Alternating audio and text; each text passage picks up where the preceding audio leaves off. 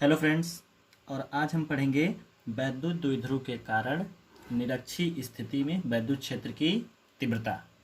ठीक है, ये आपका कोई वैद्युत द्विध्रुव निकाय है जिसके एक बिंदु पर प्लस क्यू आवेश है और दूसरे बिंदु पर माइनस क्यू आवेश है और जिनके बीच की दूरी 2L है। माने प्लस क्यू से माइनस क्यू के बीच की दूरी कितनी है? 2L। और यह इसका मध्य बिंदु है O। ठीक है, अब O मध्य बिंदु है तो यहाँ से यहाँ के बीच की दूरी कितनी हो जाएगी? L। और O से माइनस क्यू के बीच की दूरी कितनी हो जाएगी? L।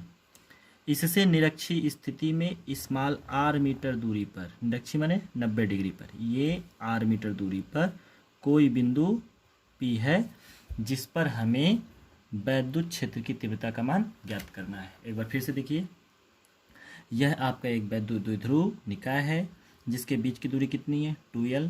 इस द्विध्रुव निकाय का मध्य बिंदु O है। O से निरक्षीय स्थिति में स्मॉल r मीटर दूरी पर कोई बिंदु P है जिस पर तुम्हें वैद्युत क्षेत्र की तीव्रता ज्ञात करनी है।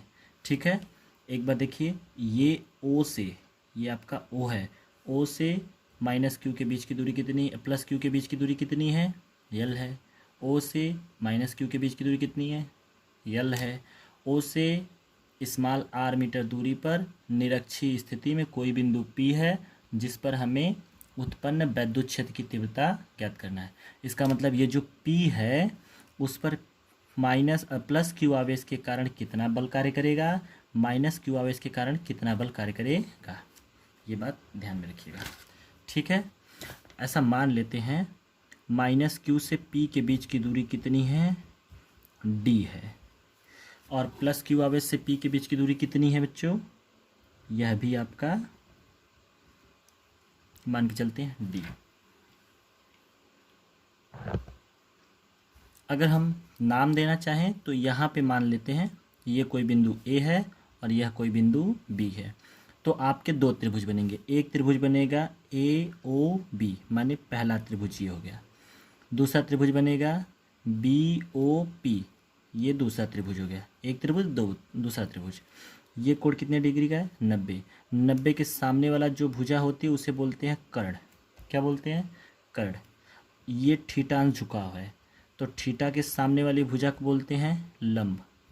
ठीक है, थीटा के सामने वाली भुजा को लंब, 90 डिग्री के सामने वाली भुजा को कर्ण। ये मान लो कोई 90 डिग्री का एंगल है और इसके सामने की भुजा को कर्ण।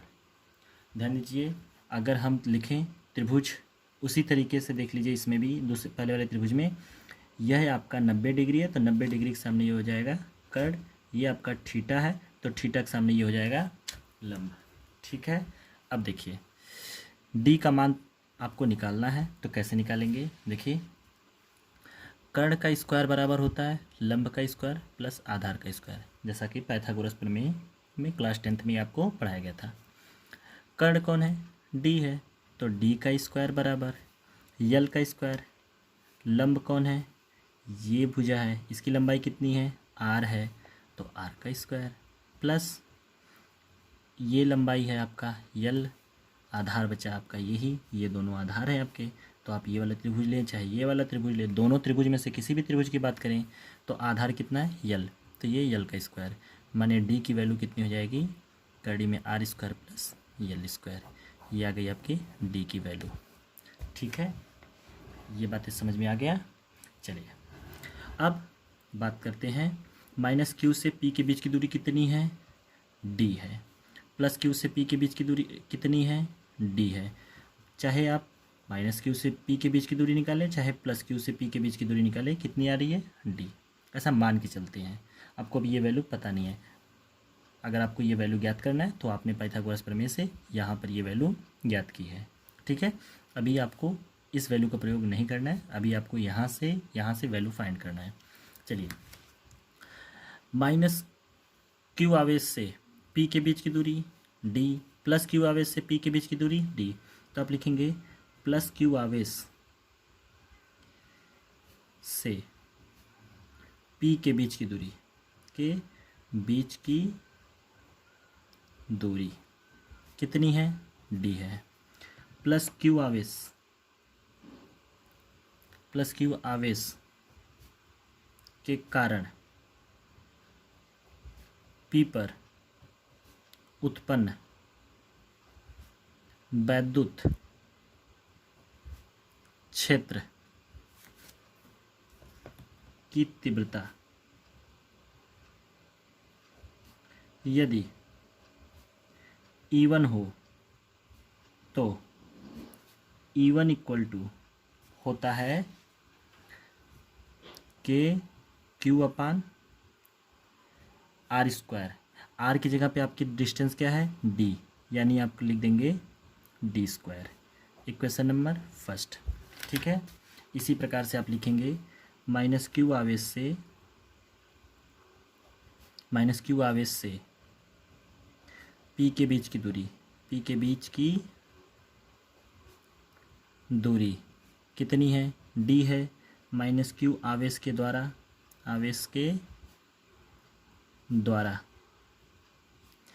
पी पर उत्पन्न वैद्युत क्षेत्र की तीव्रता, वैद्युत क्षेत्र की तीव्रता यदि E2 हो तो E2 इक्वल टू के क्यू अपान बीच की दूरी कितनी है, डी, यानी डी स्क्वायर, के क्यू अपान डी स्क्वायर। Equation number 2। देखिए E1 भी के क्यू अपान डी स्क्वायर, E2 भी के क्यू अपान डी स्क्वायर, दोनों वैल्यू समान है। अब ध्यान दीजिएगा, थीटा अंश झुकाव होने के कारण वैद्युत क्षेत्र की तीव्रता का जो मान P पे प्राप्त होता है वो दो मान प्राप्त होते हैं, एक ये हो जाएगा और एक ये हो जाएगा, ठीक है, और एक ऐसे बनेगा। तो ध्यान दीजिएगा, थीटा अंश झुकाव होने के कारण वैद्युत क्षेत्र की तीव्रता के दो मान प्राप्त होते हैं, एक होता है E1 cos थीटा, इधर हो जाएगा E2 cos थीटा, और ये हो जाएगा E1 sin थीटा, नीचे हो जाएगा E2 sin थीटा। थीटा अंश झुकाव होने के कारण वैद्युत क्षेत्र की तीव्रता के दो घटक प्राप्त होते हैं। एक बार फिर से सुनिए, थीटा अंश झुकाव होने के कारण, यहाँ पे मैं फिगर बना के समझा रहा हूँ, ठीक है, ये आपका बिंदु P है, ये आपका प्लस Q है और ये आपका माइनस Q है। थीटा अंश झुकाव होने के कारण यहाँ पर दो घटक प्राप्त होते हैं, ठीक है, ये हो गया E1 cos थीटा और ये हो जाएगा E1 sin थीटा, ठीक है। इसी प्रकार माइनस Q के कारण यहाँ पे दो स्थितियाँ बनेंगी, एक हो जाएगा E2 cos थीटा और ये हो जाएगा नीचे की ओर E2 sin थीटा, ठीक है। E2 sin थीटा नीचे क्यों होगा, क्योंकि माइनस Q की दिशा किधर होती है, अंदर की ओर, ठीक है, माइनस Q की दिशा अंदर की ओर। और ये ऊपर क्यों है E1 sin थीटा, क्योंकि प्लस Q आवेश के कारण है, तो प्लस Q की दिशा किधर होती है, ऊपर की ओर, ठीक है। अब ध्यान दो, साइन थीटा ऊपर की ओर, कॉस थीटा और E2 sin थीटा नीचे की ओर, तो साइन थीटा समान है परंतु विपरीत है। एक बार देखिए, साइन ये है आपका E1 sin थीटा, ठीक है, ये दिशा हो जाएगी E2 sin थीटा, दोनों समान हैं परंतु विपरीत हैं। समान और विपरीत होने के कारण ये एक दूसरे को कैंसिल कर देते हैं, समान और विपरीत होने के कारण ये एक दूसरे को क्या कर देते हैं, कैंसिल कर देते हैं। और जो E1 cos थीटा है और E2 cos थीटा है, ये एक दूसरे से जुड़ जाते हैं। तो एक बार फिर से सुनिए, थीटा अंश झुकाव होने के कारण वैद्युत क्षेत्र की तीव्रता के दो घटक प्राप्त होते हैं, जिन्हें ऊर्ध्वाधर एवं क्षैतिज घटक कहते हैं। ऊर्ध्वाधर घटक जो होते हैं समान और विपरीत होने के कारण एक दूसरे को निरस्त कर देते हैं, जबकि क्षैतिज घटक जुड़ जाते हैं। अतः हो जाएगा आपका P पर संपूर्ण वैद्युत क्षेत्र की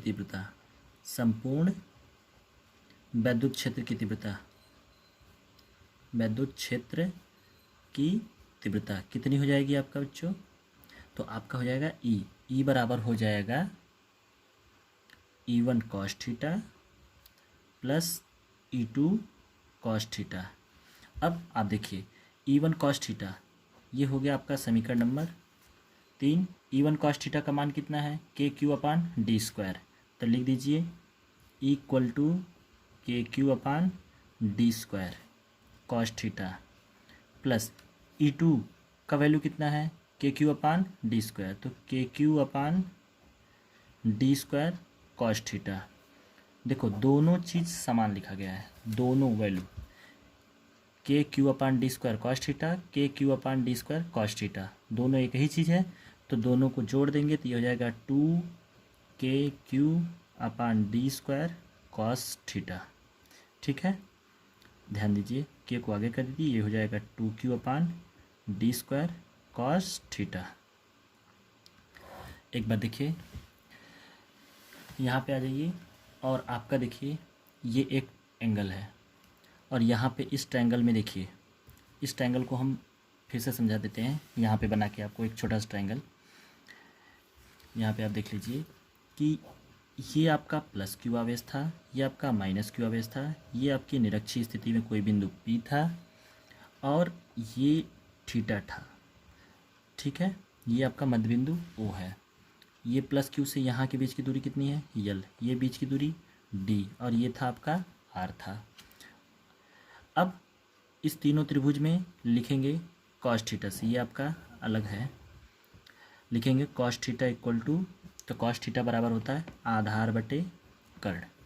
ठीक है, इसमें आधार क्या है, थीटा के सामने हमेशा लंब होता है, 90 डिग्री के सामने हमेशा कर्ण होता है, जो बचा वो आधार होता है। तो आधार कितना है, L, तो आप लिख देंगे L अपान कर्ण कितना है, कर्ण की वैल्यू है D, तो ये हो जाएगा कॉस थीटा।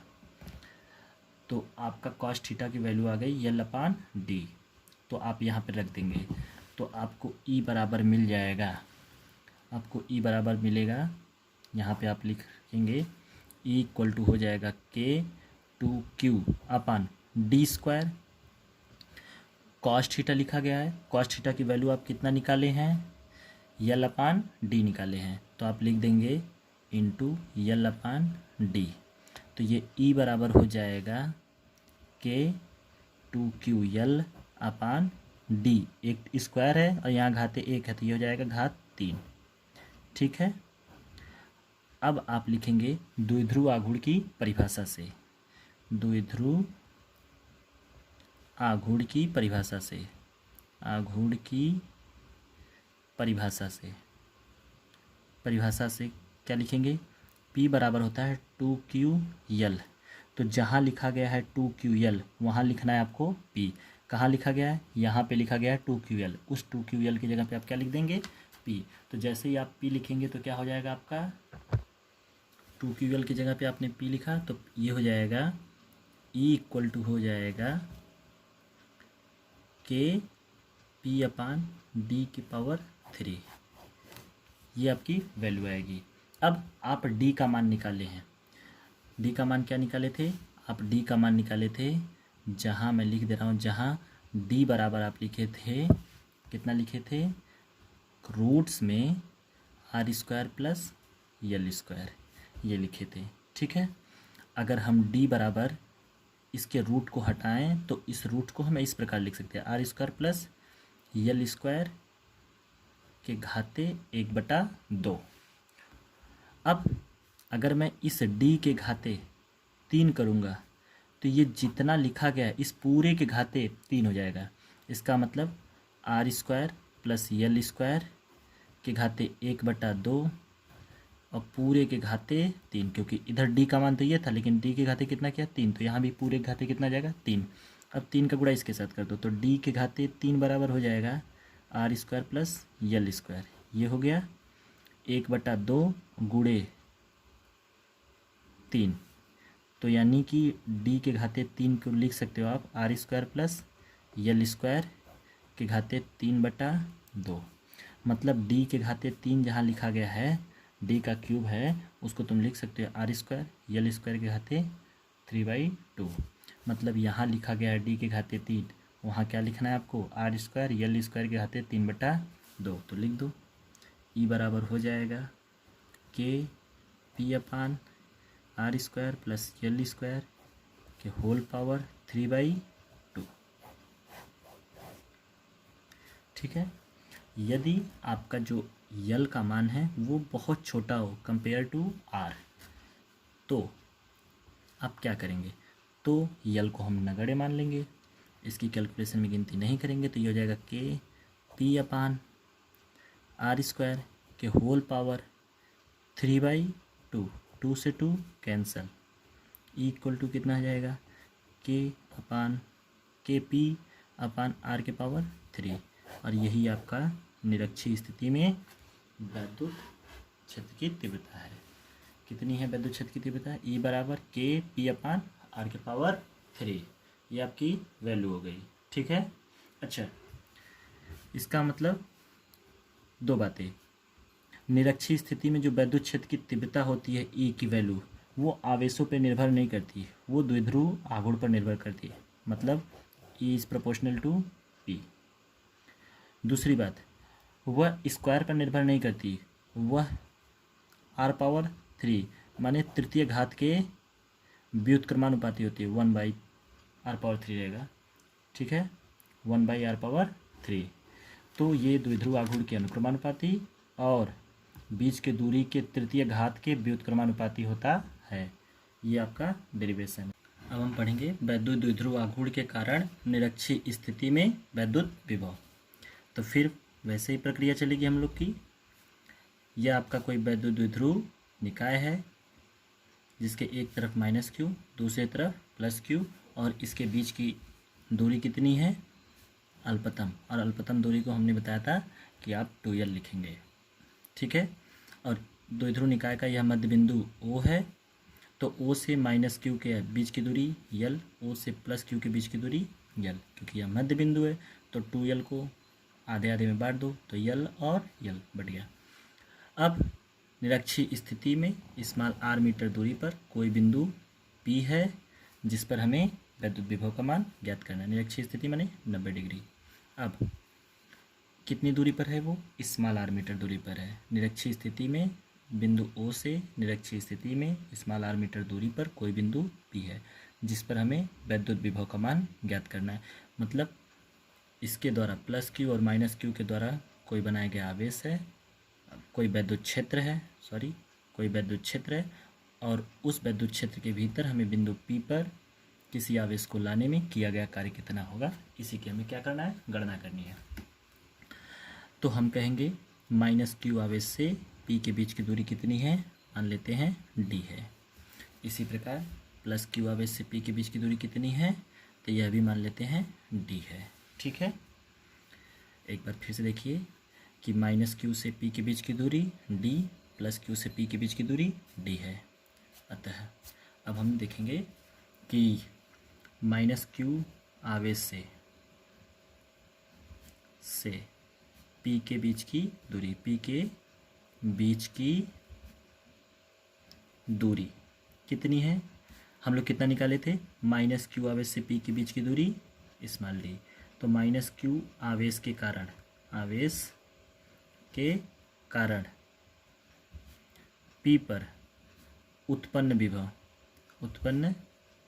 विभव कितना होगा, V1 बराबर कितना हो जाएगा, K माइनस का Q अपान D, नीचे होता है R, क्योंकि आपको बताया गया है एकांक आवेश के कारण उत्पन्न वैद्युत विभव का मान होता है V बराबर K Q अपान R होता है। कितना होता है, R। लेकिन यहाँ पे -q से P के बीच की दूरी R की जगह कितना लिखा गया है, D। तो आप लिखेंगे V1 = K माइनस का Q अपान D।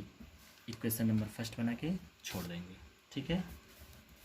इसी प्रकार +q आवेश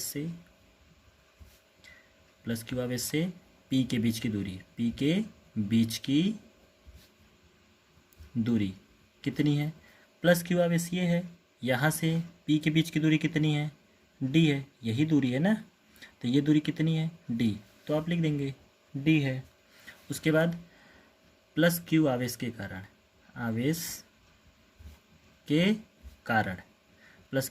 कारण P पर उत्पन्न विभव, P पर कितना विभव उत्पन्न हो रहा है, उत्पन्न विभव क्या होगा, V2 होगा। V2 बराबर के क्यू अपान माइनस क्यू था तो माइनस लिखना पड़ा, लेकिन प्लस क्यू है तो उसके लिए माइनस लिखने की ज़रूरत नहीं है। के क्यू अपान डी। इक्वेशन नंबर 2 बना के छोड़ देंगे। लिखेंगे P पर उत्पन्न कुल विभव V1 व V2 के सदिशों के योग के बराबर होता है। अतः आप लिखेंगे V बराबर V1 plus V2। V equal to V1 की वैल्यू कितनी है आपकी? V1 की वैल्यू है K माइनस का Q अपान D, और V2 की वैल्यू है K Q अपान D। दोनों वैल्यू लिख दो। V1 की जगह पे आप लिखोगे K माइनस का Q अपान D प्लस K Q अपान D। V बराबर इसको लिख दो माइनस K Q अपान D प्लस K Q अपान D। दोनों चीज़ समान है परंतु चिन्ह विपरीत है। एक बार देखिए, V1 का मान K माइनस का Q अपान D, V2 का मान K Q अपान D। ये माइनस आगे लिख दो, माइनस का K Q अपान D प्लस का K Q अपान D। दोनों समान और विपरीत चिन्ह के साथ हैं तो एक दूसरे को कैंसिल कर देंगे। V इक्वल टू कितना आएगा? 0। अर्थात निरक्षीय स्थिति में वैद्युत विभव का मान सदैव शून्य होता है। ठीक है। अब आपसे प्रश्न पूछ सकता है कि बताइए कोई ऐसी स्थिति हो सकती है जिसमें विभव शून्य हो परंतु वैद्युत क्षेत्र की तीव्रता शून्य न हो? तो आप बताएंगे वह स्थिति निरक्षीय स्थिति है। निरक्षीय स्थिति में वह स्थिति निरक्षीय स्थिति, और निरक्षीय स्थिति में विभव शून्य हो जाता है परंतु वैद्युत क्षेत्र की तीव्रता शून्य नहीं होती। यह बात हमेशा याद रखिएगा। ठीक है।